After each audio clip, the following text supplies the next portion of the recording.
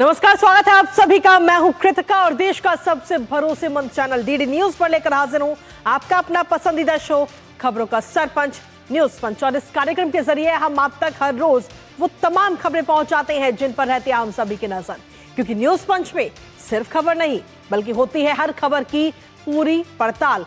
तथ्यों और आंकड़ों के जरिए आपको समझाते हैं खबर का हर एक बिंदु। और आज न्यूज पंच के जरिए जिन प्रमुख खबरों की करने वाले हैं, हम विस्तार से बात जानेंगे, लेटेस्ट अपडेट अपने संवाददाताओं से। सबसे पहले एक नजर उन प्रमुख खबरों पर।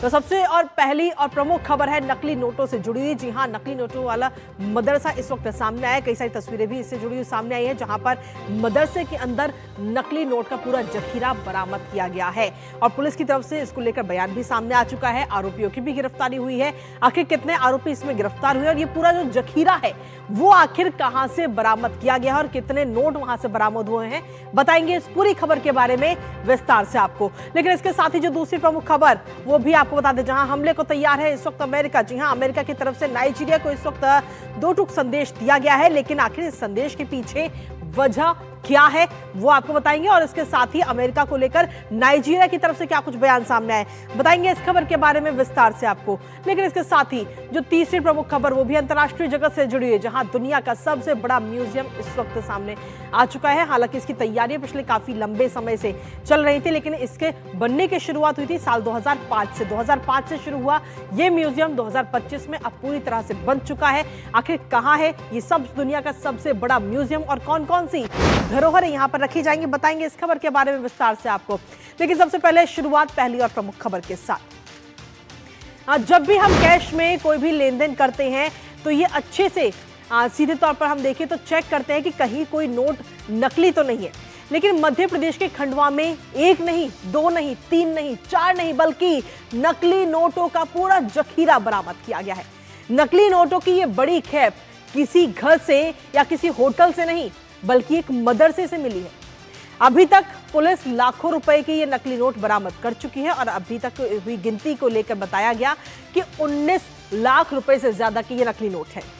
दरअसल सोशल मीडिया पर वायरल एक वीडियो में पुलिस को इसकी भनक लगी थी, जिसके बाद पुलिस ने रेड डाली और नकली नोटों की बड़ी खेप बरामद की। साथ ही 2 आरोपियों को भी गिरफ्तार किया है। जानेंगे लेटेस्ट अपडेट अपने संवाददाता से। उससे पहले आपको दिखाते हैं मदरसे से मिले नकली नोट। तो जी हां, मदरसे से नकली नोटों का पूरा जो जखीरा है वो बरामद किया गया है। मध्य प्रदेश के खंडवा जिले का ये पूरा मामला इस समय सामने आया है। मध्य प्रदेश के खंडवा में नकली नोटों का ये पूरा जखीरा, जहां 19 लाख रुपए से ज्यादा की बरामदगी की बात कही जा रही है पुलिस की तरफ से। इसके साथ ही आपको बता दें कि 19 लाख रुपए से ज्यादा का हालांकि अभी गिनती जारी है। और इस पूरे मामले में जो मदरसे का इमाम है, इमाम के साथ में 2 आरोपियों को गिरफ्तार किया गया है। कमरे से नकली नोटों के ये बंडल मिले हैं, जिसकी तस्वीर भी इस समय हम आपको दिखा रहे हैं। 500 की ये गड्डी और साथ ही 200 रुपए की गड्डी भी यहाँ से बरामद की गई है। नोटों के बंडल और साथ ही छपाई की सामग्री और साथ ही संदिग्ध दस्तावेज भी वहां से बरामद हुए हैं, जिनसे जहां पर ये नोट छापे जा रहे थे। बुरहानपुर जिले के रहने वाले हैं ये आरोपी और छापे के दौरान मदरसे के आसपास काफी भीड़ लग गई। हालांकि पुलिस को जैसी ही जानकारी इसकी मिली, पुलिस तुरंत वहां पहुंची और इस दौरान अतिरिक्त पुलिस बल की भी तैनाती वहां पर करनी पड़ी, क्योंकि जब ये छापेमारी की गई, ये रेड डाली गई, तो उस वक्त मदरसे के आसपास कई सारे संख्या काफी लोग उस दौरान वहां पर इकट्ठा हो गए, जिसके बाद में अतिरिक्त पुलिस बल को भी वहां पर तैनात किया गया। आइए आपको वो तस्वीरें दिखाते हैं। मदरसे में पुलिस ने जब छापेमारी करते हुए नकली करेंसी रैकेट का पूरा भांडाफोड़ किया है, तो उस वक्त की ये तस्वीरें इस समय आपको दिखा रहे हैं हम, जहां से नकली नोटों का ये पूरा जखीरा बरामद किया गया है और 500 के नोट और साथ ही 200 के नकली नोट इस समय इस दौरान यहां से बरामद किए गए हैं। और सिर्फ 1 नहीं, 2 नहीं बल्कि अगर कुल मिलाकर जो गिनती अभी तक हुई है उसमें बताया जा रहा है कि 19 लाख रुपए से ज्यादा के ये नकली नोट बरामद किए गए हैं। साथ ही इसमें 2 आरोपियों की अभी तक गिरफ्तारी भी हो चुकी है। हालांकि पुलिस लगातार इस पूरे मामले में जांच कर रही है कि आखिर इन नकली नोटों का इस्तेमाल कहां होने वाला था, कहां से ये नकली नोट आए हैं, कहां ले जाने वाले थे। इन तमाम चीजों को लेकर और एक एक पहलू को लेकर पुलिस लगातार अब इस पूरे मामले में जांच कर रही है। फिलहाल अभी तक 2 आरोपियों की गिरफ्तारी हो चुकी है। आइए आपको सुनाते हैं कि आखिर इस पूरे मामले पर पुलिस की तरफ से क्या कुछ कहना है। आरोपी जुबैर है, निवासी ये बुरहानपुर का रहने वाला है और अभी यहाँ पर ये 4 महीने पहले से ही यहाँ पर आया है। मदरसे के ऊपर जो कार्रवाई होना थी तो वहाँ पर उनका निवास स्थान प्राप्त मालूम पड़ा और जैसे ही उसके निवास पर जाकर चारों तरफ से घेराबंदी करके उस मकान की सर्चिंग वगैरह की तो वहाँ पर नकली नोट प्राप्त हुए हैं। अभी मौके पर पुलिस उपस्थित है और वो कार्रवाई कर रही है। अभी लगभग 19 लाख समथिंग हुए हैं, अभी और भी काउंटिंग कर रहे हैं। तो पुलिस की तरफ से साफ तौर पर यह कहना है कि 2 आरोपियों की गिरफ्तारी, लेकिन इसके साथ ही जो काउंटिंग हुई है उसमें अभी तक 19 लाख रुपए से ज्यादा काउंटिंग हो चुकी है और काउंटिंग अभी भी जारी है। हमारे साथ हमारे सहयोगी आदित्य श्रीवास्तव इस वक्त जुड़ रहे हैं सीधा भोपाल से, उनका रुख करते हैं। आदित्य, सीधे तौर पर देखें तो आखिर पुलिस को कैसे जानकारी मिली इन नकली नोटों की, वो आपसे जानना चाहेंगे। देखिए, बहुत दिन से पुलिस के पास ऐसी सूचनाएं आ रही थी और मालेगांव में ये पूरा मामला हुआ था और मालेगांव से ही इनको गिरफ्तार जब किया गया तो इनके कनेक्शंस निकाले गए कि आखिर कहां तक ये पहुंचे हैं। और जब पड़ताल हुई तो पता चला कि ये खंडवा के एक मदरसे में रह रहा था जिसकी जड़ें जो थी वो बुरहानपुर में थी। जुबेर नाम का जो व्यक्ति था, तो खंडवा का जो मदरसा था वहां पर दबिश दी गई, छापेमार की गई तो वहां पर 19,78,000 के करीब से उससे भी ज्यादा यानी करीब 20 लाख रुपए के नकली नोट जो है वो बरामद हुए हैं। 200 और 500 की गड्डियां उसमें शामिल है और उसके अलावा बुरहानपुर से भी उसका कनेक्शन था, यानी कि ये बुरहानपुर का जो रहने वाला बताया जा रहा था। तो वहां पर भी पुलिस की टीम जो है वो वहां पहुंची है और उसके ठिकानों पर वहां भी दबिश डाल रही है और ये पता लगाने की कोशिश की जा रही है कृतिका कि आखिर ये नोट कब से छापे जा रहे थे और कहां पर इसको खपाया गया है, किस किस को इसको खपाया गया है। ये नेटवर्क अंतर्राज्यीय नेटवर्क बताया जा रहा है कि जिस तरीके से अलग अलग राज्यों में नकली नोटों को सप्लाई किया करते थे। लेकिन सबसे महत्वपूर्ण बात यह कृतिका कि मदरसे में बैठकर ऐसे काम हो रहे थे और लोगों को पता नहीं था, भनक तक नहीं लग पा रही थी।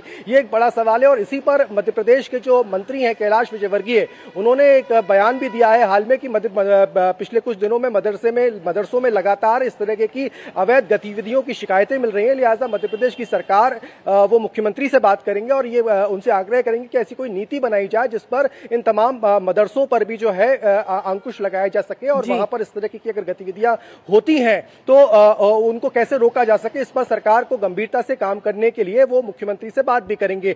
ऐसे में अब ये हम कह सकते हैं कि अभी ये नेटवर्क और कहां तक फैला हुआ है कृतिका, इस पर अब इस पहलू पर पुलिस जो है वो पड़ताल भी कर रही है।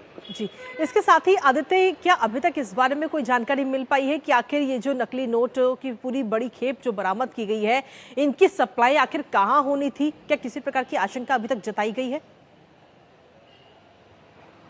देखिए, होनी थी तो छोड़िए, हो रही थी हम ये कहें, क्योंकि मालेगांव में जब ये लोग पकड़ाए हैं तो वो सप्लाई हो ही रही थी और वहीं से जो है इस नेटवर्क की जब पता चला कहां से ये नोट आ रहे हैं, वहीं से ये जुबेर का पता चला और वहीं से नेटवर्क आया। अब ये मध्य प्रदेश के अलावा किन और राज्यों में, महाराष्ट्र के अलावा किन और राज्यों में ये इन नोटों को खपा रहे थे, कौन लोग इनके साथ इन्वॉल्व थे और जो सामग्री इनके पास आ रही थी नकली नोट छापने की जो बरामद हुई है इनके कमरों से, वो सामग्री कहां से इनको मिली, कौन इनको प्रोवाइड करवा रहा था और कौन कौन इनके साथ इन नोटों को छापने के काम में संलिप्त था, इस पर भी लगातार पूछताछ की जा रही है।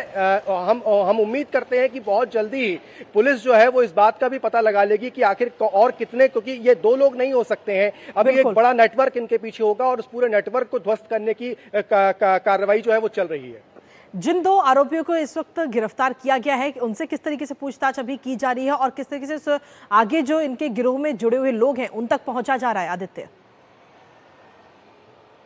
देखिए, सूत्र बता रहे हैं कि अभी फिलहाल ये पूछताछ में सहयोग नहीं कर रहे हैं, लेकिन पुलिस की जांच है और पुलिस जब अपनी पड़ताल करती है तो समय समय पर इनको करना ही पड़ेगा जांच में सहयोग और लिहाजा ये धीरे धीरे करके ये सारी चीजें बताएं, क्योंकि जब मालेगांव में ये पकड़ाए तभी इन्होंने बताया कि ये खंडवा में कहाँ रहता था ये व्यक्ति, खंडवा में किस मदरसे में रहता था, तब बहुत थोड़ी देर बाद इसने बताया, फिर इसके बारे में पता चला कि ये बुरहानपुर का है। अब धीरे धीरे ये सारी चीजें उगलेगा और जब ये राज उगलेगा ना तो इसमें कई और लोगों के नाम भी निकल कर आएंगे, कई राज्यों के और नेटवर्क होंगे। अभी तो ये रकम आपको हो सकता है कि कम हो, ये रकम और भी बढ़ सकती है, रकम और कई जगहों पर दबिश दी जाए तो वहां भी बढ़ सकती है। इसी की पड़ताल जो है वो पुलिस कर रही है। चलिए, बहुत बहुत शुक्रिया आदित्य, तमाम जानकारी हमारे साथ साझा करने के लिए। लगातार इस महत्वपूर्ण खबर पर अपनी नजर आप बनाए रखिएगा। फिलहाल आपका शुक्रिया। और इसी के साथ चलिए अब रुक करते हैं हमारी अगली महत्वपूर्ण खबर का। अंतर्राष्ट्रीय जगत से जुड़ी है अगली महत्वपूर्ण खबर। अमेरिका अब नाइजीरिया में जंग का नया मोर्चा खोल सकता है। जी हाँ, जिसके संकेत खुद अमेरिकी राष्ट्रपति डोनाल्ड ट्रंप ने दिए हैं। दरअसल डोनाल्ड ट्रंप ने कहा है कि कुछ अफ्रीकी देशों में ईसाइयों की लगातार हत्या हो रही है और आतंकवादियों के खात्मे के लिए उसके दिमाग में कई योजनाएं हैं। इससे पहले अगर हम देखें तो डोनाल्ड ट्रंप ने यह भी कह चुके हैं कि ईसाई धर्म नाइजीरिया में अस्तित्व का खतरा झेल रहा है। नाइजीरिया को लेकर डोनाल्ड ट्रंप की तीखी प्रतिक्रिया का जवाब नाइजीरिया के राष्ट्रपति बोला टिनुबू ने भी उनके जो सलाहकार हैं डैनियल बवाला उन्होंने दिया। उन्होंने साफ कहा कि इस्लामिक कट्टरपंथियों के खिलाफ लड़ाई में हम अमेरिकी सहयोग का स्वागत करते हैं, बशर्ते वो हमारी क्षेत्रीय अखंडता को स्वीकार करें। कुल मिलाकर बवाला ने कूटनीतिक रास्ता अपनाते हुए दोनों देशों के बीच तनाव को कम करने की एक कोशिश की है। करेंगे चर्चा और जानेंगे लेटेस्ट अपडेट अपने संवाददाता से। उससे पहले आपको दिखाते हैं नाइजीरिया को ट्रंप की धमकी। तो नाइजीरिया को ट्रंप की तरफ से ये धमकी दी गई और ट्रंप ने सोशल मीडिया प्लेटफॉर्म पर ये पोस्ट किया है और इस पोस्ट में कहा गया कि अमेरिका तुरंत नाइजीरिया को दी जाने वाली सभी सहायता बंद कर देगा और हो सकता है कि अमेरिका सैन्य कार्रवाई के जरिए नाइजीरिया में जाकर उन इस्लामी आतंकवादियों को पूरी तरह से सफाया कर दे। मैं अपने सीधे तौर पर लिखा कि तैयार रहने का निर्देश दे रहा हूं। अगर हम हमला करेंगे तो वो तेज, क्रूर और तीखा होगा, ठीक वैसे ही जैसे आतंकवादी हमारे प्यारे ईसाइयों पर हमला करते हैं। नाइजीरिया सरकार को लेकर उन्होंने ये पोस्ट करी है और वार्निंग और जल्द कदम उठाएं, ये बात उनकी तरफ से कही गई है। लेकिन इसके साथ ही सेक्रेटरी ऑफ वॉर पीट हेग्सेथ की भी प्रतिक्रिया इस समय सामने आ चुकी है। जी हाँ, उसमें क्या कुछ लिखा गया है वो भी आपको बता दें। उनकी तरफ से लिखा गया कि जी हाँ सर, नाइजीरिया में और कहीं भी निर्दोष ईसाइयों की हत्या तुरंत बंद होनी चाहिए। युद्ध विभाग कार्रवाई की तैयारी कर रहा है। या तो नाइजीरियाई सरकार ईसाइयों की रक्षा करे या हम उन इस्लामी आतंकवादियों को मार गिराएंगे जो ये भयानक अत्याचार कर रहे हैं। तो ये प्रतिक्रिया इस वक्त सामने आ रही है। इसके साथ ही जो नाइजीरिया के राष्ट्रपति हैं उन्होंने सीधे तौर पर इस पोस्ट को लेकर ऐतराज जताया है। उन्होंने सीधे तौर पर नाइजीरिया को धार्मिक रूप से असहिष्णु कहना गलत है, उनकी तरफ से ये बात कही गई है। उन्होंने अपनी प्रतिक्रिया दी है और अपनी प्रतिक्रिया देते हुए उन्होंने कहा है कि धार्मिक स्वतंत्रता और समानता देश की पहचान है, ये बात उनकी तरफ से कही गई। इसके साथ ही उन्होंने कहा कि किसी भी धार्मिक उत्पीड़न को बढ़ावा नहीं, नाइजीरिया जो है बढ़ावा नहीं देता है। सभी धर्मों के लोगों की सुरक्षा की गारंटी संविधान की तरफ से दी जाती है। सभी नागरिकों की रक्षा सरकार करेगी। तो ये प्रतिक्रिया इस वक्त नाइजीरिया के राष्ट्रपति की तरफ से सामने आई है डोनाल्ड ट्रंप की तरफ से जो पोस्ट की गई उसके बाद में। हालांकि कब कब ईसाइयों को निशाना बनाया गया है एक नजर उस पर भी डाल लेते हैं, क्योंकि जनवरी 2025 की बात करें तब चिबुक में हमला हुआ था और 4000 से ज्यादा ईसाई जो है उस दौरान विस्थापित हुए थे। मार्च 2025 में मार्च अप्रैल में प्लेटो के बोकोसबासा में 150 से ज्यादा मौतें हुई। अप्रैल 2025 में संकेरा नरसंहार हुआ जहां पर 72 किसान मारे गए। और इसके साथ ही मई 2025 की अगर हम बात करें तो बेन्यू में फुलानी हमले हुए जहां पर 36 की मौत हुई। जून 2025 में येलवाता में 280 मारे गए और 6000 से ज्यादा ईसाई विस्थापित हुए। जून 2025 में ही वेन्यू में 218 मौतें हुई और 6000 से ज्यादा विस्थापित हुए। सितंबर 2025 की जब हम बात कर रहे हैं तो प्लेटो काडुना में हमले हुए और अक्टूबर 2025 में बरकीन लादी में 6 ईसाई मारे गए थे। तो किस तरीके से कब कब ये हमले हुए वो हम आपको बता रहे हैं। अक्टूबर 2025 में ही आपको बता दें कि क्वारा में पादरी का अपहरण किया गया था और फिर उसकी हत्या की गई थी। हमारे साथ हमारे सहयोगी अखिलेश सुमन इस वक्त जुड़ गए हैं, सीधा उनका रुख करेंगे ताजा अपडेट के लिए। अखिलेश, सीधे तौर पर अगर देखें तो क्या ट्रंप का जो ये बयान इस समय सामने आया है वो किसी सैन्य कार्रवाई की ओर इशारा करता है या ये सिर्फ राजनीतिक दबाव की रणनीति है? कैसे देखते हैं इसे? देखिए, निश्चित तौर पे इसमें दोनों चीजें हैं और उसके अलावा एक तीसरी बात भी है जी। तीसरी बात यह है जिसके बारे में डोनाल्ड ट्रंप नहीं कर रहे हैं। आप देख रहे हैं कि डोनाल्ड ट्रंप पूरी दुनिया में अभी रेयर अर्थ मटेरियल की खोज में घूम रहे हैं। बिल्कुल, वो चाहे जापान हो, जहां भी जा रहे हैं वो रेयर अर्थ मटेरियल के लिए समझौते कर रहे हैं, किसी न किसी तरीके से उसे प्राप्त करने की कोशिश कर रहे हैं। तो नाइजीरिया एक ऐसा देश है जहां की मिनरल रिसोर्सेज बहुत बड़ी संख्या में है, बहुत बड़े पैमाने पे है। उसके अलावा वहां तेल और गैस के भी काफी बड़े भंडार है। तो इस लिहाज से देखें तो इतना रिसोर्स रिच नाइजीरिया जो है और वह डोनाल्ड ट्रंप के रडार पे अभी है। और इसमें तीसरी जो एक अहम बात है कि डोनाल्ड ट्रंप का अपना जो एक डोमेस्टिक कंस्टिट्यूएंसी है, जिस डोमेस्टिक कंस्टिट्यूएंसी को मागा के नाम से बोलते हैं, जो जिसमें कि क्रिश्चियन जो है, रेडिकल्स है, क्रिश्चियन जो धार्मिक जो समुदाय है वो पूरी तरह से शामिल है, जिसमें उस समुदाय को भी खुश करने की कोशिश है कि नाइजीरिया में ईसाइयों पे बहुत ज्यादा हमले हो रहे हैं, इसलिए हम सैनिक कार्रवाई कर सकते हैं। तो ये और इसके अलावा तीसरा डर जो ये है, जो नाइजीरिया के राष्ट्रपति को लग रहा है कि कहीं इसी बहाने नाइजीरिया का विभाजन करने की बात नहीं हो, क्योंकि नाइजीरिया का जो एक उत्तरी इलाका है, नाइजीरिया नॉर्थ जिसे कहते हैं, उसमें इस्लामिक लोगों का बाहुल्य है, लेकिन नाइजीरिया साउथ जो है वहाँ क्रिश्चियन लोगों का बाहुल्य है। तो नाइजीरिया और साउथ और नाइजीरिया नॉर्थ में विभाजन की कहीं कोशिश डोनाल्ड ट्रंप के इस पूरे बयान के पीछे हो, इस बात की भी उन्हें आशंका सता रही। इसीलिए उन्होंने कहा है कि इस तरह का कोई बात नहीं है कि नाइजीरिया में हम क्रिश्चियनों पे हमले कर रहे हैं। निश्चित तौर पे डोनाल्ड ट्रंप इसके माध्यम से एक संदेश देना चाहते हैं नाइजीरिया के राष्ट्रपति को, लेकिन जो नाइजीरिया के मामलों के जो विशेषज्ञ हैं उनका कहना है कि नाइजीरिया में जो बड़े पैमाने पे जो आतंकवादी हैं, बोको हराम और आईसिस का एक खेमा, बोको हराम का एक खेमा निकल के आईसिस बन गया, उन लोगों के खिलाफ कार्रवाई करने की जरूरत है। उसमें नाइजीरिया की सरकार डोनाल्ड ट्रंप के साथ रहेगी। उन्होंने साफ साफ बयान देके कहा है कि अगर उसके खिलाफ लड़ाई करते हैं तो हम यूनाइटेड स्टेट्स ऑफ अमेरिका के साथ है। तो यह डोनाल्ड ट्रंप ने एक घोषणा की है। उनके रक्षा मंत्री ने इस बात को कहा है कि हम इसकी तैयारी करेंगे, लेकिन आगे किस तरीके से वो तैयारी करते हैं और किस तरीके से आतंकवादियों के खिलाफ वो कार्रवाई टारगेटेड होती है, एक बहुत बड़ी बात है, क्योंकि आतंकवादियों के खिलाफ कार्रवाई में कहीं आम जनता उसका निशाना न बन जाए। जी, और इसीलिए उन्होंने यह भी कहा है कि इसमें टेरिटोरियल इंटीग्रिटी को भी कोई असर नहीं पहुंचना चाहिए। जैसा कि मैं आपको बता रहा था कि नाइजीरिया साउथ और नाइजीरिया नॉर्थ में विभाजन की कोशिश नहीं होनी चाहिए, जहां मुस्लिम और जो क्रिश्चियन कम्युनिटी सेटल्ड है अलग अलग काफी बड़ी संख्या में। तो ये सारी बातें हैं जिसके लेकर डोनाल्ड ट्रंप अगर कुछ बोलते हैं या कुछ करने की कोशिश करते हैं तो उन्हें इस बात का ध्यान रखना पड़ेगा, जो नाइजीरिया के विशेषज्ञ लोग हैं जो है वो बता रहे हैं। जी चलिए, बहुत बहुत शुक्रिया अखिलेश, तमाम जानकारी और अपडेट्स हमारे साथ साझा करने के लिए इस महत्वपूर्ण खबर से जुड़ी। तो जिस तरीके से इस समय डोनाल्ड ट्रंप की तरफ से जो बयान दिया गया उसको लेकर नाइजीरिया ने भी अभी फिलहाल अपना पलटवार कर दिया। हालांकि देखना होगा कि आगे आने वाले समय में और किस तरीके की स्थितियां दोनों देशों के बीच में बनती हुई नजर आती है और आतंकवादियों के खिलाफ क्या कुछ अहम कदम उठाए जाते हैं। नजर इस खबर पर लगातार बनी हुई है, लेकिन इसी बीच रुकेंगे एक छोटे से ब्रेक के लिए। आप बने रहिए हमारे साथ।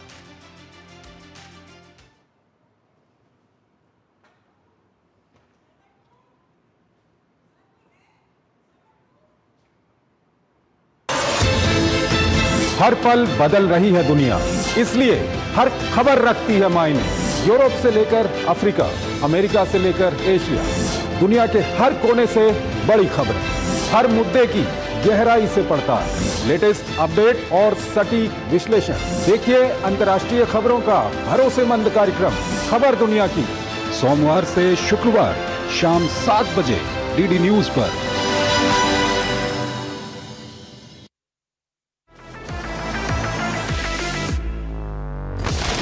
डीडी न्यूज का साइबर अपराध के खिलाफ हल्ला बोल, digital arrest, sextortion, financial frauds, cyber bullying, तमाम मुद्दों पर आपको जागरूक करते हुए आपको रख रहा है इन साइबर अपराधियों से एक कदम आगे। देखिए मेरे साथ साइबर अलर्ट हर शनिवार रात 10 बजे सिर्फ डीडी न्यूज पर। और ब्रेक के बाद एक बार फिर से स्वागत है आप सभी का। और अब बात दुनिया के सबसे बड़े म्यूजियम की, जी हां, जो मिस्र में आम लोगों के लिए अब खोल दिया गया है। ग्रैंड इजिप्शियन म्यूजियम 4,70,000 वर्ग मीटर में फैला है, जो गीजा के पिरामिड से सिर्फ 1 मील की दूरी पर ही स्थित है। आपको बता दें कि इस म्यूजियम को तैयार करने में $1 बिलियन यानी कि 8,300 करोड़ रुपए खर्च हुए हैं। और इस म्यूजियम की योजना आज की नहीं है, बल्कि साल 1992 में इस योजना बनाई गई थी, लेकिन इसका निर्माण ये जब बनना शुरू हुआ था वो हुआ था साल 2005 में, जिसके बाद साल 2024 में इसके कुछ हिस्सों का सॉफ्ट लॉन्च हुआ था। पर अब पूरी तरह से ये म्यूजियम बनकर तैयार हो चुका है और तैयार होने के बाद आम लोगों के लिए इसे खोल दिया गया है। इस म्यूजियम में आखिर कौन कौन सी धरोहरें रखी जाएंगी और ये म्यूजियम कैसे पर्यटन को देगा बढ़ावा, बताएंगे आपको, साथ ही करेंगे चर्चा अपने संवाददाता से। उससे पहले आपको दिखाते हैं दुनिया का सबसे बड़ा म्यूजियम। तो जी हां, विश्व का सबसे बड़ा ये म्यूजियम, जहां 50,000 से ज्यादा धरोहरें रखी जाएंगी। ग्रैंड इजिप्शियन म्यूजियम जो है वो इस वक्त आम लोगों के लिए खुलकर तैयार हो चुका है और कोई भी व्यक्ति अब वहां जा सकता है। मिस्र में गीजा के पिरामिडों के पास ही ये म्यूजियम जो है वो स्थित है और उद्घाटन समारोह में कई देशों के नेता वहां पर पहुंचे हुए नजर आए। इस उद्घाटन का जो पूरा कार्यक्रम था उसमें वो शामिल हुए। इसके साथ ही राष्ट्रपति अब्देल फत्ताह अल सीसी भी इस दौरान वहां पर मौजूद रहे। इसके निर्माण की अगर हम बात करें तो करीब $1 अरब की लागत इसके निर्माण में आई है और बॉय किंग तूतनखामेन की कब्र सबसे बड़ी इसकी खासियत बताई जा रही है। इसके साथ ही आपको बता दें कि ब्रिटिश पुरातत्वविद हार्वर्ड क्वार्टर ने ये जो कब्र है वो खोजी थी, जिसे इस समय संग्रहालय में यानी कि म्यूजियम में रखा गया है और इस कब्र में 5000। और इसी बीच चलिए सीधा रुख करते हैं इस वक्त बिहार के सीतामढ़ी का, जहां पर भारतीय जनता पार्टी के वरिष्ठ नेता अमित शाह एक चुनावी जनसभा को संबोधित कर रहे हैं। बात ध्यान से सुन लेना, ए राहुल बाबा को बिहार नहीं पूरे देश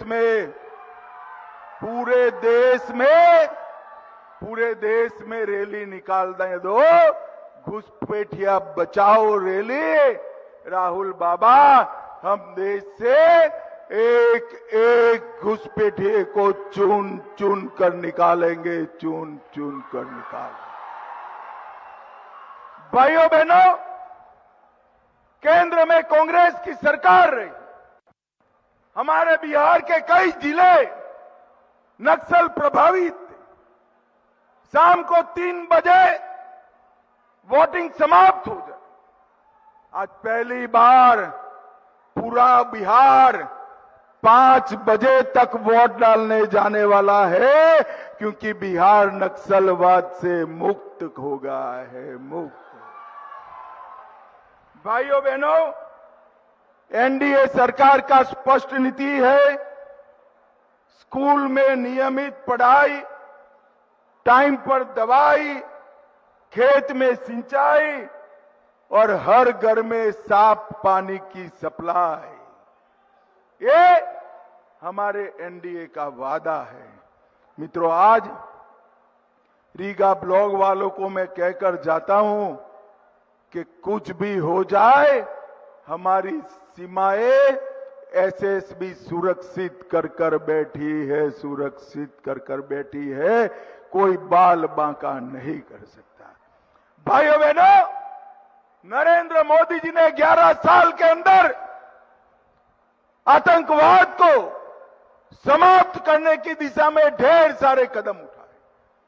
पहले कांग्रेस की सरकार थी, आए दिन आतंकवादी हमले होते थे, कभी भी कठोर कार्यवाही नहीं की। आतंकवादियों को बिरयानी खिलाया जाता था। क्या खिलाया जाता था? जोर से बोलो, क्या खिलाया जाता था? मोदी जी की सरकार आई, उरी हो, पुलवामा हो, पहलगाम हो, सर्जिकल स्ट्राइक, एयर स्ट्राइक और अंत में पहलगाम के जवाब में ऑपरेशन सिंदूर कर पाकिस्तान के घर में घुसकर आतंकवादियों का सफाया किया। नरेंद्र मोदी जी ने इस देश को सुरक्षित किया है। इस देश को समृद्ध करने का काम हमारे नरेंद्र मोदी जी। और राहुल बाबा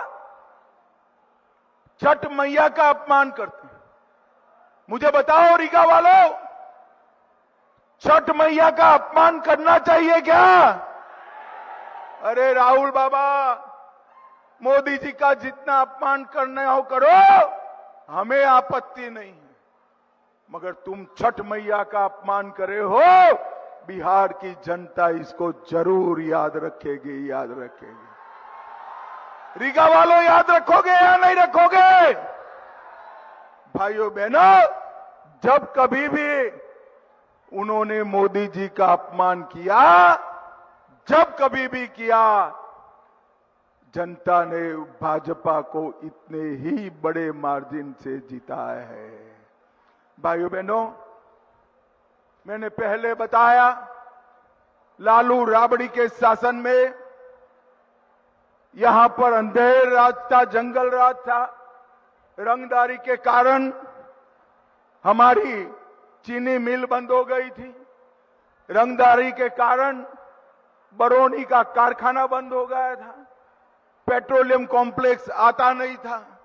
बिजली के कारखाने लगते नहीं थे। और नीतीश बाबू ने जंगल राज को समाप्त कर बिहार के विकास के रास्ते खोल दिए हैं। और ये रीगा का चीनी मिल की तरह हर मिल को हम मजबूती से चालू करने का काम करेंगे। भाइयों बहनों, मैं सीतामढ़ी जिले में नरेंद्र मोदी सरकार में, नीतीश कुमार सरकार में जो विकास के काम हुए हैं वो गिनाना चाहता हूं। 882 करोड़ से पुनौरा धाम में सीता माता का भव्य मंदिर बनेगा।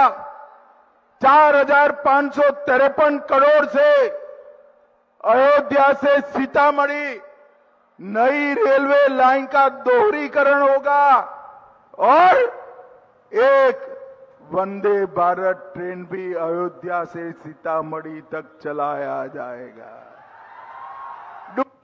तो भाजपा के वरिष्ठ नेता अमित शाह को आपने सुना, जो इस समय बिहार के सीतामढ़ी में चुनावी जनसभा को संबोधित कर रहे हैं और सीधे तौर पर एनडीए के पक्ष में मतदान करने की अपील वहां के आम लोगों से करते हुए नजर आए। अपने संबोधन में उन्होंने नक्सलवाद का जिक्र किया, आतंकवाद का जिक्र किया, साथ ही पूर्व की सरकारों पर हमलावर होते हुए भी अमित शाह नजर आए। और इसी के साथ चलिए न्यूज पंच में मुझे और हमारी पूरी टीम को दीजिए अनुमति। कल सुबह 10:30 बजे फिर होगी आपसे मुलाकात कुछ और महत्वपूर्ण खबरों के साथ। तब तक के लिए नमस्कार।